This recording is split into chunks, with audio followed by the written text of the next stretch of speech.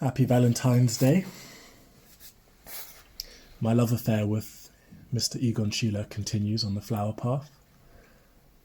And love was actually the subject that this morning on my way to the library as I cycled through the parks, I was thinking to myself, in my research that I've done recently on Schiele, I've explored his relationship with Klimt, his kind of duality as an artist, the fact that he drifted away kind of from the aesthetic of Klimt and sought his own individualistic style. I've been looking at the time in which he was living, in Imperial Vienna, with all of what that brought and how that affected his art. But it seems that for whatever reason, I've not spent much time in my research recently looking into his relationships with the women in his life. Those women chiefly being Edith, his wife, who died in the same year as him, 1918, also from the Spanish flu. Wally being his first serious kind of partner, and his relationship with Wally and Edith, they kind of overlap. But then also you've got, his mother Marie, Gertrude, his younger sister, Melanie, his older sister. So in my head, in the spirit of Valentine's Day, I had this very, very, very naive and idealistic idea in my head that I was going to look into Schiele's relationship with the women that were in his life, and then somehow glean from my findings and research, I wanted to find a kind of, warm, uplifting and inspiring kind of takeaway from all of that, which proved very difficult. And I'm not saying that love didn't exist for Schiele. I think that would be absolutely wrong and missing the point. But it was just very, very, very, very difficult times. So I was reading this book in the London Library called The Woman in the World of Egon Schiele by Jane Killier. This enormous book, so huge and heavy, and kind of goes through all of the relevant paintings and kind of biography. And so I was looking a little bit into that and found some of that, I found a lot of it very interesting. But I then sort of got derailed because I started to read on some other things that I also found really interesting. And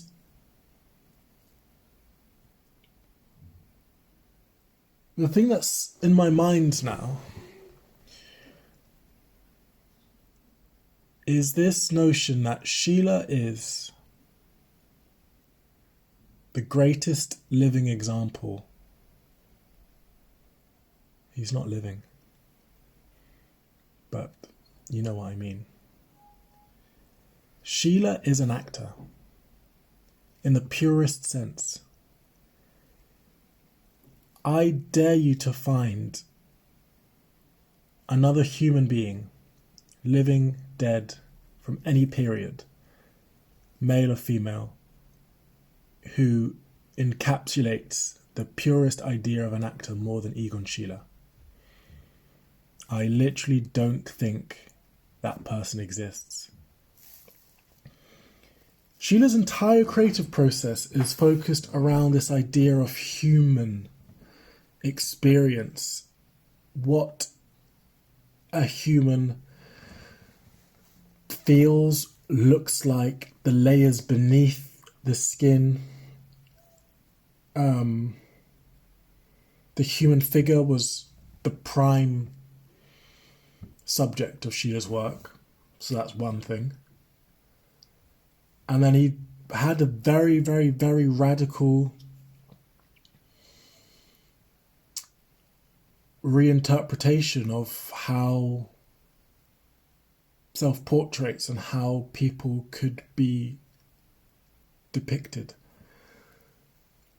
Then there's another idea that I've been thinking about just now. Schiele assimilates and imitates in that same way an actor needs to do if he's portraying a character. Gustav Klimt. You can see the similarities in Egon Schiele's early paintings with Klimt. And Schiele doesn't even make any attempt to hide this or to act like it's his own original. In fact, Schiele self-described himself as the Silver Klimt. So he was wearing this badge of honour.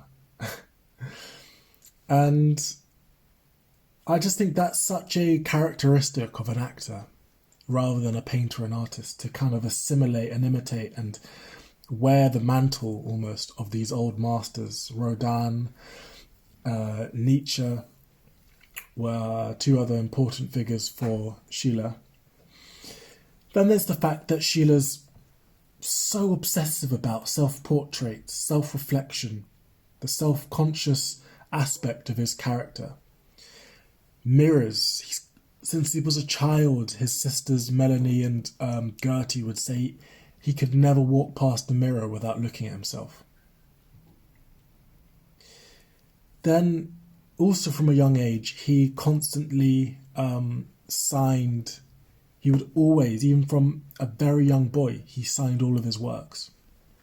And sometimes he even signed his paintings multiple times. And his signatures changed throughout his whole life. So he's got this very, very, very self-conscious and self-aware sense of his own brand, his own identity. And I think that's a very actor-like quality to have as well. Egon Schiele, as I've mentioned in a few of my recent videos, he's very playful with words and poetry. He writes his own poems, he creates words. He gives a lot of creative rein to his poems and writing, and they're very interesting to read. Schiele casts himself in an infinite array of characters. I was reading this fantastic quote today from the book I mentioned. I'll share it with you. Not just gender, but identity is itself fluid in Schiele's work. Like an actor putting himself through the paces, he plays many roles in his self-portraits. Here he is a preening dandy, there a vulnerable child. In some cases, he mimes despair, contorting his face and body in anguish. Elsewhere he is angry, bold, confrontational. The concept of self is shown to be porous and transient, the single constant self replaced by a multitude of selves. The art historian Alessandro Comini memorably characterized Schiele's stylistic breakthrough as a shift from Klimtian focus on facade to an expressionist exploration of psyche. It might be said that in Schiele's 1910 work, facade becomes psyche. So he's like a chameleon, or he's constantly reinventing himself and playing around with how to present himself.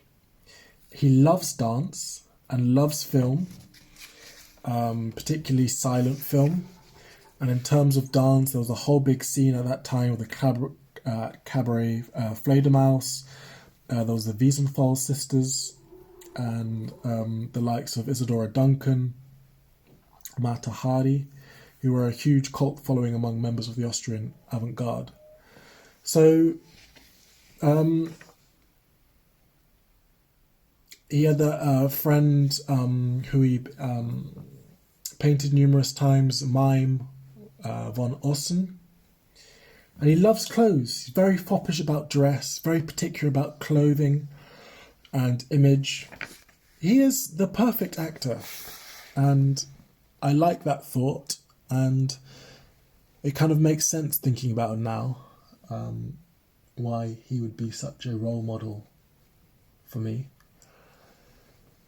And yeah, that's sort of where I'm at too. I'm